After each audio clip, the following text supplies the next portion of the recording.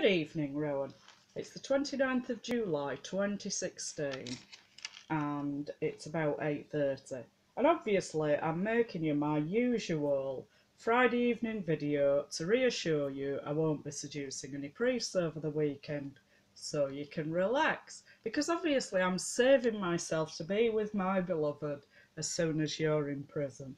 And he's just so handsome and wonderful. And I can't stop thinking about him, and I dream about him every night. And obviously I'm going to send you a lovely photo of us both together as soon as you're in prison. But you still haven't got back to me about what kind of photo frame you'd like. But don't worry, if you're not bothered, I'll just send you a solid gold one with all the bajillions of pounds I'm going to have after I've sued you and a few psychiatrists. And you can show it to your cellmate, Tony Blair, to break the ice. So I've seen my beloved this week, and I'm sure he'll be up for it. Sending you a photo, I mean, what were you thinking about? Anyway, I'll say a bit more about that later on. But now I'm going to carry on talking about the bizarre lecture that you gave about prayer, well, supposedly about prayer, to the Sheffield Diocese the day after I'd confronted you at Churches Together in South Yorkshire, when you denied being a Freemason and lying about 9/11, but you didn't deny being a Satanist or working for MI5.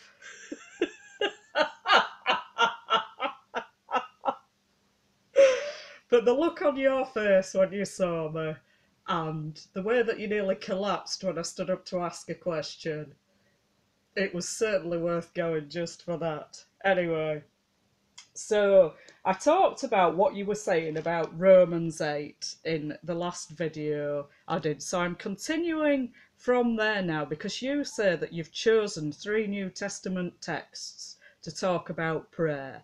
This was after you'd given the bizarre anecdote about a Catholic priest talking to a bunch of teenagers about sex and coming on the stage with an L plate on.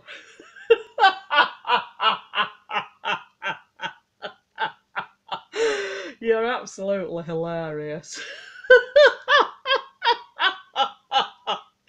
Anyway, so you say that you have chosen 3 New Testament texts, and you've talked about the first one, even though you were saying the opposite of what it actually said, and you were looking down at the Bible as if you kept referring to it, but you were actually saying the opposite of what it said. So now you've moved on to your other 2 texts, the first of which is chapter 4 of St. Paul's letter to the Galatians. So you're still referring to Romans chapter 8 here, where you say, this continues on directly from where I left off with the last video. So you say, powerful stuff, and clearly very near the heart of Paul's own understanding, because he says very much the same thing in the letter to the Galatians. In Galatians chapter 4, rather more briefly, he talks again about prayer and freedom in the same breath. Prayer, freedom, and the Spirit all bundled in together. So you were going on about the Spirit groaning in us, or we were groaning. You were talking a lot about groaning and about the universe being frustrated in the last video that I made. That's what I was talking about. Yes, the universe was frustrated, and the Holy Spirit is like, what was it, inhalers for an asthmatic or something like that. So that's what you were saying, and now this is what you're saying. So you go on to say, in chapter 4, this is of St. Paul's letter to the Galatians. In chapter 4, he talks about how we've been under guardians, under tutors, people who try to keep us safe, forces that reduce the risk and damage we can do to ourselves.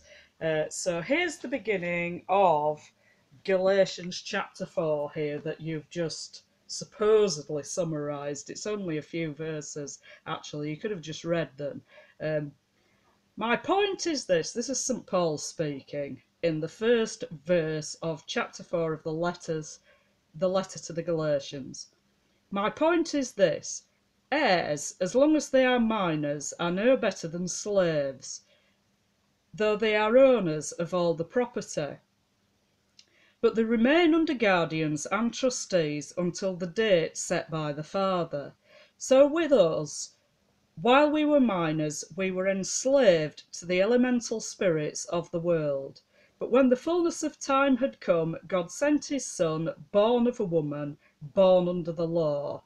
I'll leave it there because that's where you pick it up again. So you say, in chapter 4, he talks about how we've been under guardians, under tutors, people who try to keep us safe, forces that reduce the risk and damage we can do to ourselves. So he doesn't really say that, does he? He's talking about people not coming of age yet. So even if they own all the property, the people, they're not old enough to manage it themselves, so it's managed by guardians. And even if the children of a family are heirs of their parents and their ancestors, then they're too young to manage the property.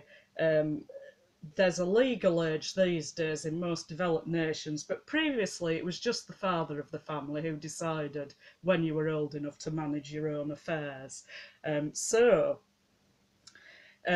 You're saying that we've been under guardians, under tutors, people who try to keep us safe, forces that reduce the risk and damage we can do to ourselves. So, kind of made that up, really, haven't you? But when the appointed time came, this is you carrying on now. But when the appointed time came, God sent his Son, born of a woman, born under the law, to purchase freedom for those under the law, so that we might attain the status of children, and to prove that God has sent into our hearts the Spirit of his Son, crying, Abba, Father. So you are no longer a slave but a child, and if a child, an heir by God's own act. So you were just reading out of the Bible there. You can't actually see it at this point in the video, but later on in the video you can see that the version of the Bible that you're using is the Revised English Bible, which isn't a very popular translation, but I have a view of why you chose this particular translation, which I'll come to later on.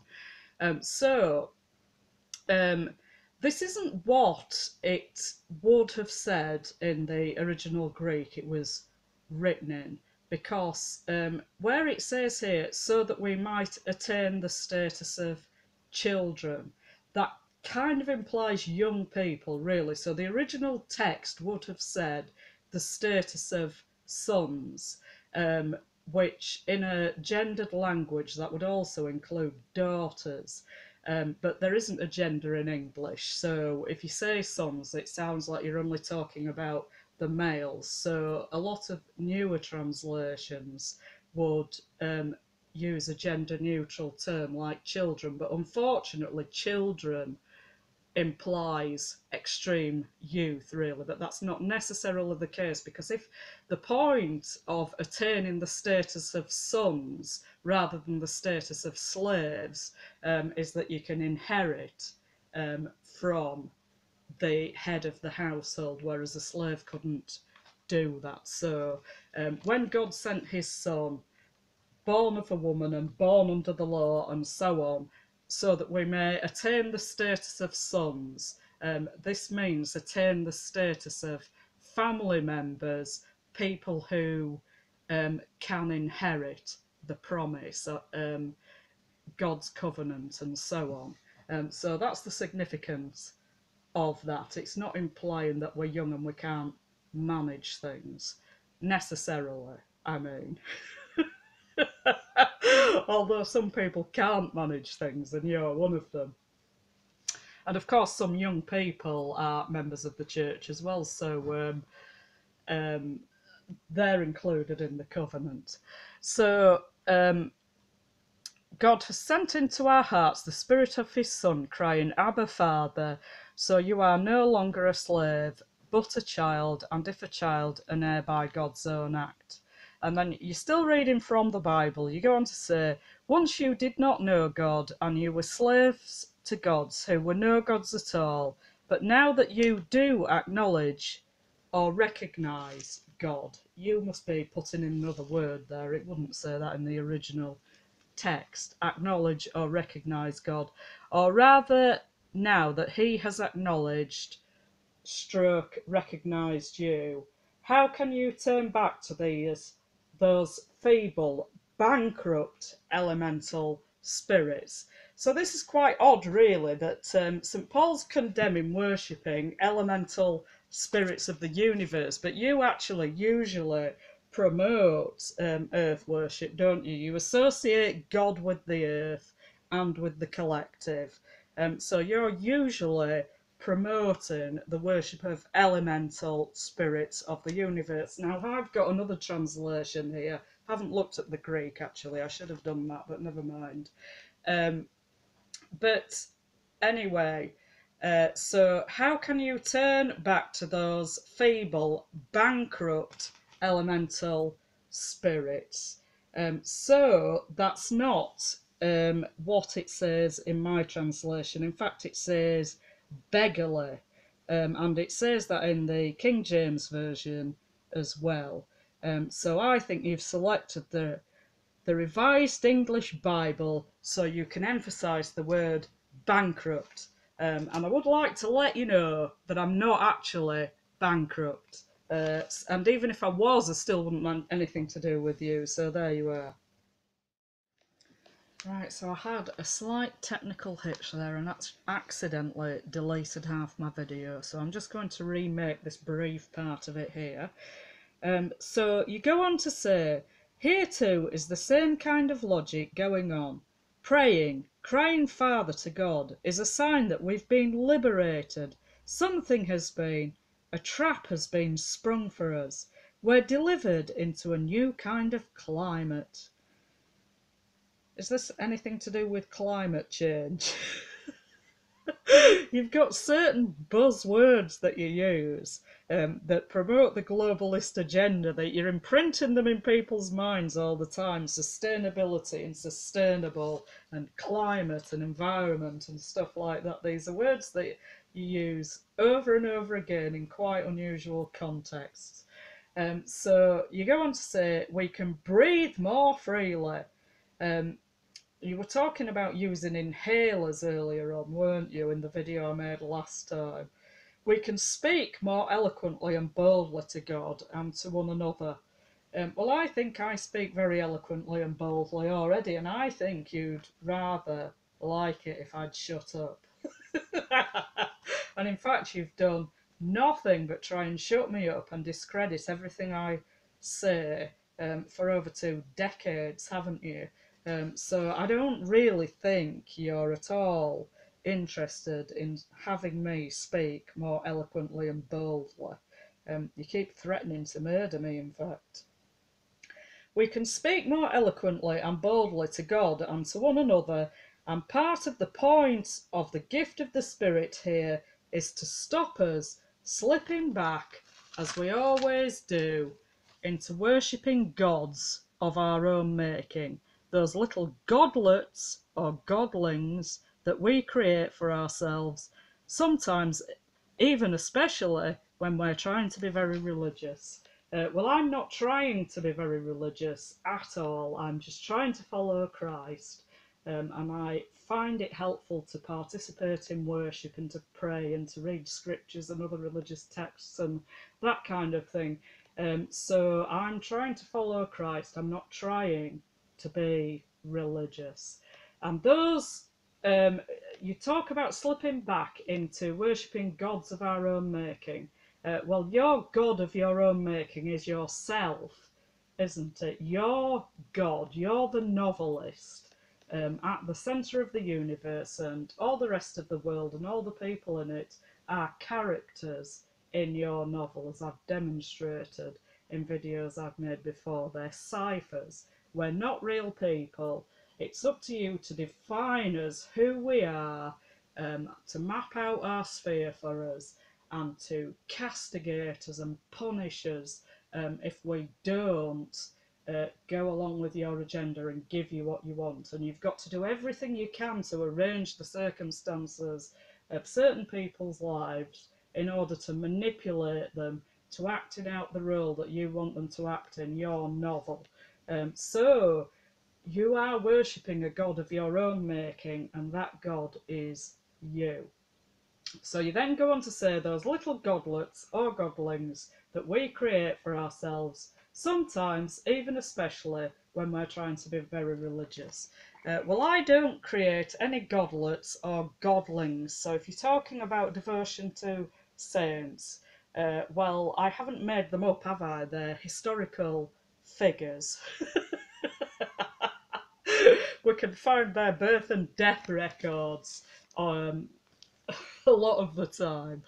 So I haven't created any godlets or godlings, and having a devotion to saints is a normal part of Catholic practice anyway. We don't worship saints, but often their teaching and their lives being very helpful and so on, and we believe that they're in heaven and they can intercede for us, they can pray on our behalf, they're very close to God, they're in heaven and they can help us in this way.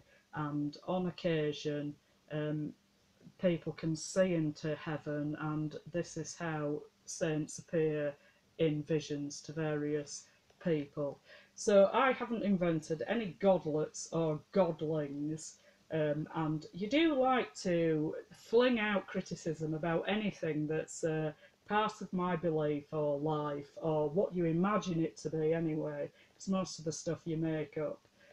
Like if I criticise bankers, then I'm anti-Semitic and all this kind of thing. So I haven't invented or created any godlets or godlings, and creating God and creating other people, or believing that you can create other people, that's actually part of your mindset, isn't it? It's not part of mine. So you go on to say, the true God is the God who wants us to breathe deeply and speak boldly.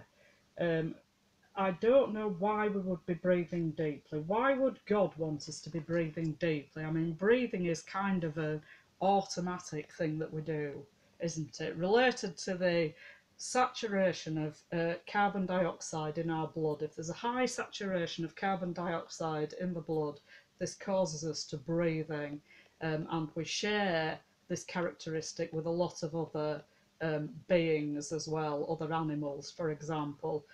So really, breathing deeply is quite irrelevant when we consider trying to follow Christ and trying to be a Christian. Breathing deeply is absolutely irrelevant. And speaking boldly, well, I've just mentioned that you want to speak boldly and you want to shut up everyone who criticises you and doesn't agree with your political agenda. And you do that by virtue signalling and by maligning people you imagine to be your rivals and also your political opponents. So you go on to say, the true God is the one who wants us to acknowledge his own love and generosity in the very words that Jesus himself uses, Abba, Father. So just as in Romans 8, we have here linking praying, talking to God with growing up into a new expansive kind of humanity. I don't know what an expansive kind of humanity is, but it sounds like you're talking about a collective, because an expansive kind of humanity couldn't really apply to an individual, could it? An expansive is a word that you really use about landscapes and things like that, rather than about human beings or the human race in general. The human race is expansive. It doesn't even mean anything. It's complete nonsense. And that new expansive kind of humanity is a humanity that is going to make a difference to our entire environment. Yes, I thought it might. Expansive humanity. What mumbo jumbo. You're talking about growing up again Well, if growing up means kissing your arse, then I think I'll stay immature. Anyway, I'm going to make another comment in a minute.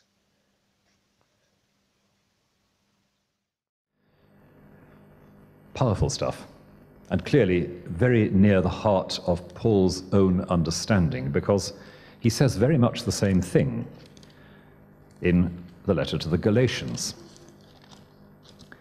In Galatians chapter 4, rather more briefly, he talks again about prayer and freedom in the same breath. Prayer, freedom, and the Spirit, all bundled in together. In chapter 4, he talks about how we have been under guardians, under tutors, people who try to keep us safe, forces that reduce the risk and damage we can do to ourselves. But when the appointed time came, God sent his Son, born of a woman, born under the law, to purchase freedom for those who were under the law, so that we might attain the status of children. And to prove that, God has sent into our hearts the Spirit of his Son, crying, Abba, Father, so that you are no longer a slave, but a child, and if a child, an heir by God's own act.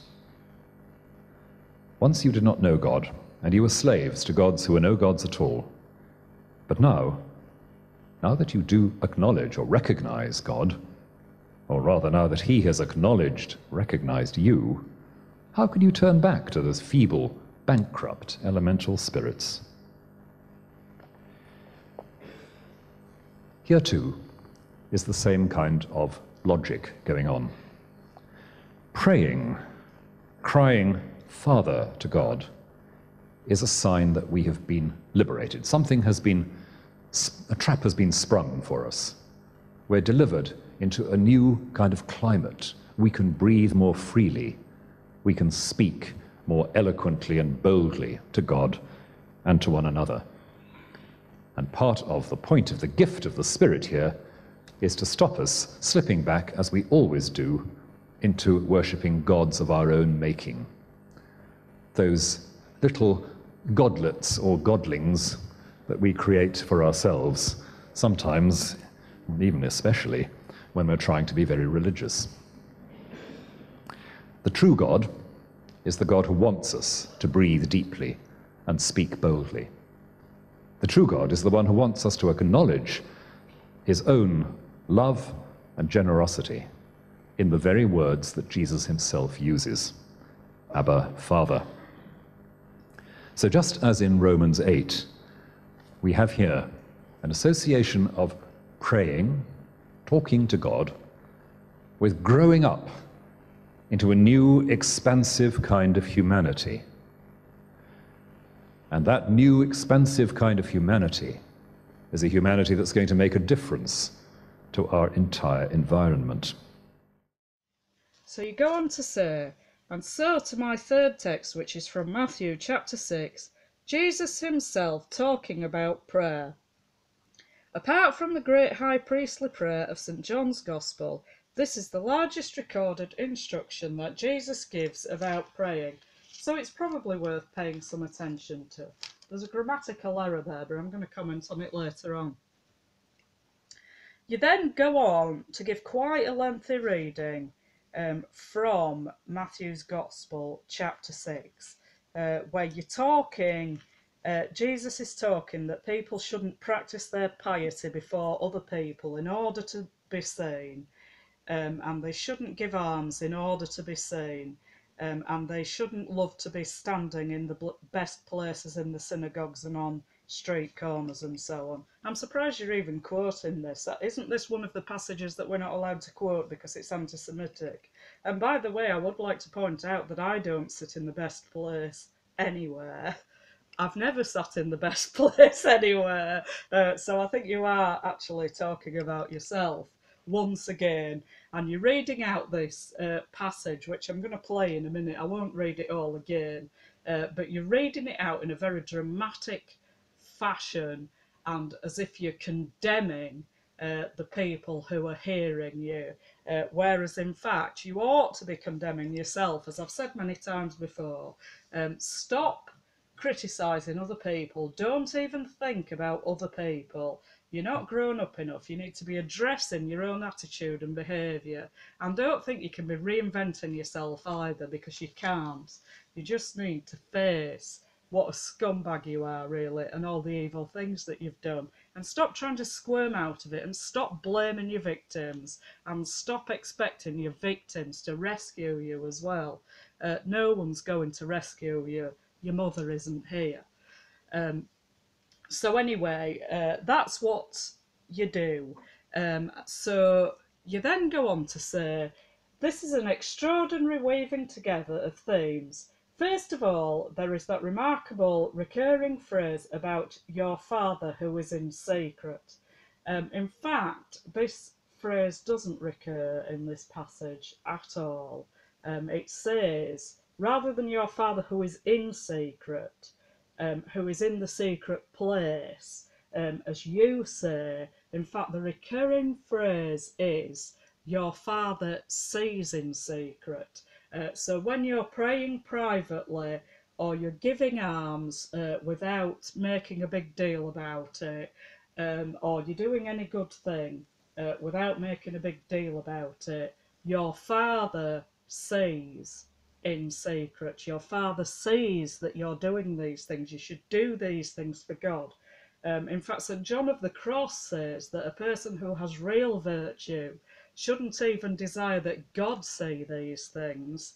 It should be enough to do good things simply because they're good things and that they're the right thing to do.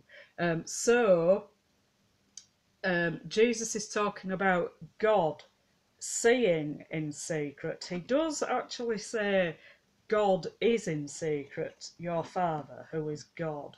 God is in secret, but he only says that once. He says, but when you fast, put oil on your head and wash your face, so that your fasting may not be seen by others, but your Father who is in secret, and your Father who sees in secret will reward you. So he only actually says that your Father is in secret once, but he repeatedly in this passage says your Father sees in secret. So this kind of ruins the main thrust of your arguments, the fact that God is seeing in secret rather than kind of hiding in the secret place, which is what you're implying later on. So here you are. This is an extraordinary weaving together of the themes. First of all, there is that remarkable recurring phrase about your Father who is in secret.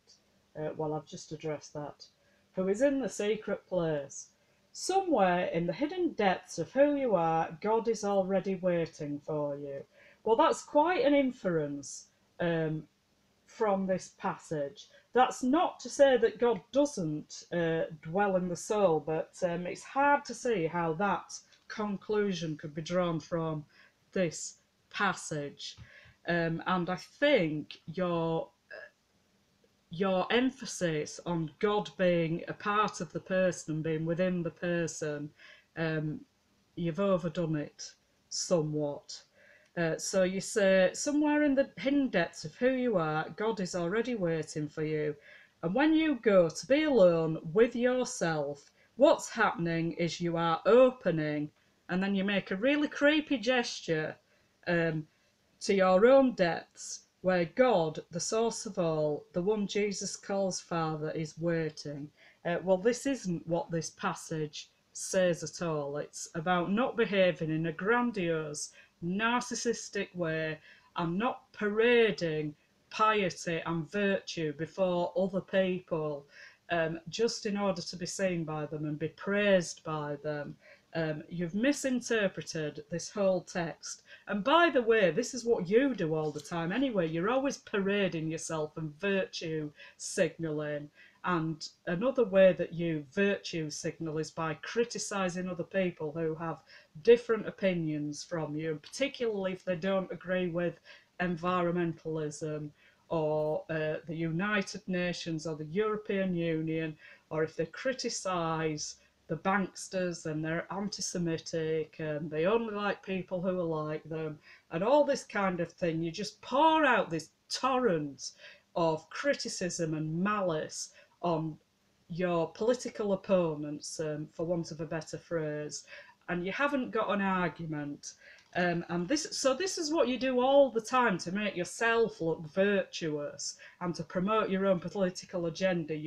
You're speaking on behalf of half of humanity, yet you won't let individual members of that half of humanity have a voice. And in fact, you oppress and persecute them.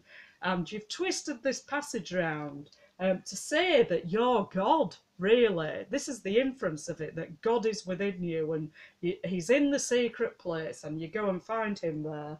And this isn't what this passage is about at all. It's about not trying to impress other people, but acting in a virtuous way, being a good person simply for the sake of it and for pleasing God, rather than from the praise that you might get, which is quite the opposite of what you do. And you're always... you get to sit in the best seats in the synagogue and do all the posing and lecturing and moralising, don't you? So you're actually talking about yourself. So you then say, and that's what matters. The reward is simply that when you open up in that way, God is there. All the rest is flannel, theatre at best, self-deception at worst. Unless you meet the one who is in the secret place, the hidden depths, you will really be acting. You'll be lying to yourself and to others, and real prayer springs you from that trap. So when are you going to start real prayer then, Rowan? I mean, you need to turn to Christ and repent of your sins first, don't you? You'd have to become a Christian rather than a Luciferian. So you go on to say, and as is very clear here, real prayer is connected straight away with the business of generosity to others and reconciliation with others. It always is, isn't it, Rowan? Your victims have to kiss your ass. That's basically the gist of it. What Jesus says about prayer is framed by what he says about giving to the poor and what he says about reconciling with your enemies. Well, that's funny because when you gave a lecture about aid and development in the context of faith, you actually said that alms giving was toxic. But now, when you're trying to argue a different point, it's suddenly a good idea. So he talks about giving to the poor and what he says about reconciling with your enemies. Oh, well, I've got a passage here about what he says about reconciling with your enemies. And you were quoting from Matthew chapter 6. And this is actually just from the chapter before that. So if you were reading from the Gospel from the start, you would have got to this passage before the one you read. So here we are, Matthew chapter 5, verse 23. So when you are offering your gift at the altar, if you remember that your brother or sister has something against you, leave your gift there before the altar and go first be reconciled to your brother or sister, and then come and offer your gift. Come to terms quickly with your accuser while you are on the way to court with him, or your accuser may hand you over to the judge, and the judge to the guard, and you will be thrown into prison. Truly I tell you, you will never get out until you have paid the last penny. So that's finishing reading at verse 26. So Jesus doesn't say if you're offering your gift at the altar and you remember that you have something against somebody, you should go and be reconciled with that person, does he? He says if you remember that someone has something against you. So you should never be offering any gifts at the altar, should you? Because, well, there's a million dead Iraqis who've got something against you. I've got something against you. Then there's all your other victims, the people whose lives you've ruined, the people you've slandered, the people you've driven to suicide. So stop offering gifts at the altar then, until you can be reconciled with all these people that you've wronged, all these people who've got something against you.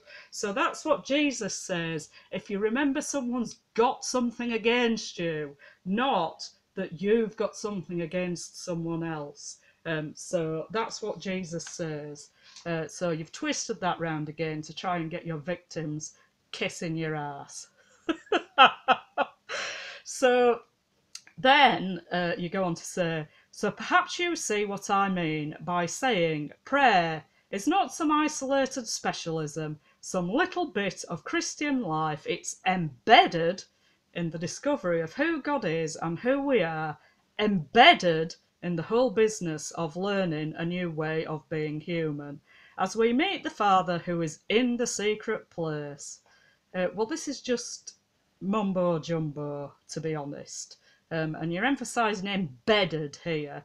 And I shan't be meeting you in any secret place. And you shan't be getting your hands on any of my secret places. So just stop dreaming.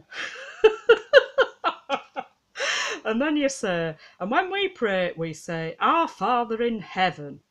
That, of course, is what all these three texts have in common. At their centre is that confidence in addressing God as Abba, the parent, the source, the one to whom you can go with confidence and intimacy.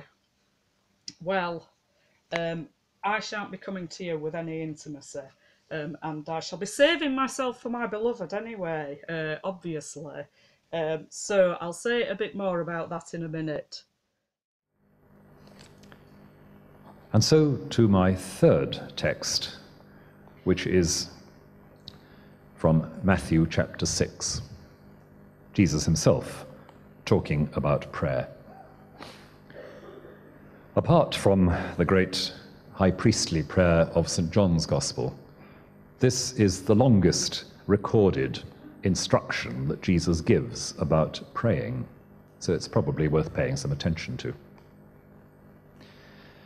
Be careful not to parade your piety before other people. If you do, no reward awaits you with your Father in heaven. When you give alms, do not announce it with a fanfare, as the hypocrites do in the synagogues and the streets, so that they may be praised by other people. They have their reward already. When you give alms, do not let your left hand know what your right hand is doing. Your good deed must be secret, and your Father who sees what is done in secret will reward you.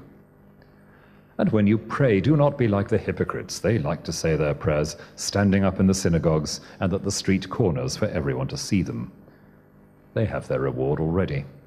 When you pray, go into a room by yourself, shut the door, pray to your Father who is in that secret place, and your Father who sees what is done in secret will reward you. In your prayers, do not go babbling on like the heathen. They think the more they say, the more likely they are to be heard. Do not be like them. Your Father knows what your needs are before you ask him. So this is how you should pray. Our Father in heaven, may your name be hallowed, your kingdom come, your will be done on earth as in heaven. Give us today our daily bread. Forgive us the wrong we have done, as we have forgiven those who have wronged us, and do not put us to the test, but save us from the evil one. For if you forgive others the wrongs they have done, your heavenly Father will also forgive you. But if you do not forgive others, then your Father will not forgive the wrongs that you have done. So too when you fast, do not look gloomy like the hypocrites. They make their faces unsightly so that everybody may see their fasting. They have their reward already. When you fast, anoint your head and wash your face so that no one sees that you are fasting, only your Father who is in the secret place. And your Father who sees what is done in secret will give you your reward. This is an extraordinary weaving together of themes. First of all, there is that remarkable recurring phrase about your Father who is in secret, who is in the secret place. Somewhere in the hidden depths of who you are, God is already waiting for you. And when you go to be alone with yourself, what's happening is you are opening into your own depths, where God, the source of all, the one Jesus calls Father, is waiting. And that's what matters. The reward is simply that when you open up in that way, God is there. All the rest is flannel. Theatre at best, self-deception at worst. Unless you meet the one who is in the secret place, in the hidden depths, you will really be acting. You'll be lying to yourself and to other people. And real prayer springs you from that trap. And, as is very clear here, real prayer is connected straight away with the business of generosity to others and reconciliation with others. What Jesus says about prayer is framed by what he says about giving to the poor and what he says about reconciling with your enemies. So perhaps you see what I mean by saying prayer is not some isolated specialism, some little bit of Christian life. It's embedded in the discovery of who God is and who we are, embedded in the whole business of learning a new way of being human as we meet the Father who is in the secret place. And when we pray, we say, Our Father in heaven. That, of course, is what all these three texts have in common. At their center is that confidence in addressing God as Abba, the parent, the source, the one to whom you can go with confidence and intimacy. And when you go to be alone with yourself, what's happening is you are opening into your own depths. And when you go to be alone with yourself, what's happening is you are opening into your own depths. And when you go to be alone with yourself, what's happening is you are opening into your own depths. Apart from the great high priestly prayer of St. John's Gospel, this is the longest recorded instruction that Jesus gives about praying, so it's probably worth paying some attention to. Apart from the great high priestly prayer of St. John's Gospel, this is the longest recorded instruction that Jesus gives about praying, so to which it's probably worth paying some attention. Apart from the great high priestly prayer of St. John's Gospel, this is the longest recorded instruction that Jesus gives about praying, so it's probably worth paying some attention to.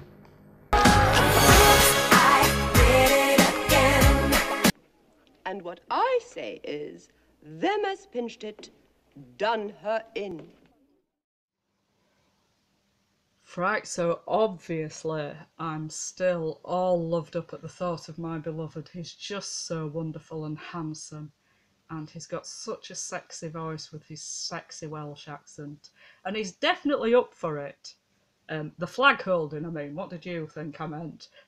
When I've got your job in Cambridge and we'll be both waving flags outside, the Union flag and the Welsh flag and the EU flag burning in the background, and I'm going to send it all to you in a gold photo frame. But I'm not going to talk for much longer now because I really do want to go to sleep quite early, because I like staying asleep for a long time so I can be dreaming about my beloved, because he's just so wonderful. He's the man for me. He's so gorgeous. He's so sexy. He's got such a sexy jawline. I just love his clean-shaven face. And his sexy North Wales accent. I just can't wait till we can be together. So I'll leave it there for now. But don't forget, I do know where you're going to be over the weekend. At the Eisteddfod. You could brush up your Welsh a bit, couldn't you? So have a nice weekend, but don't forget, be alert. Hasta la próxima. Change me, you're wasting your time. Now I got something much better in mind. Robert De Niro's waiting, talking Italian.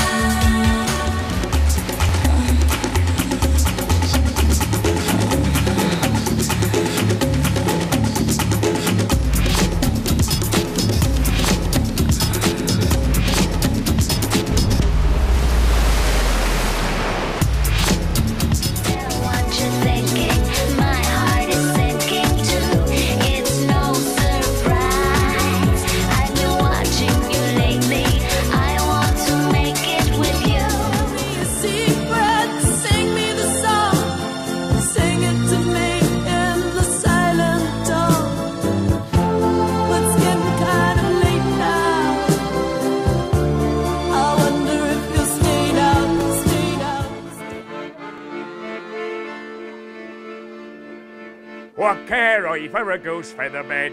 It's turned down so bravely, oh.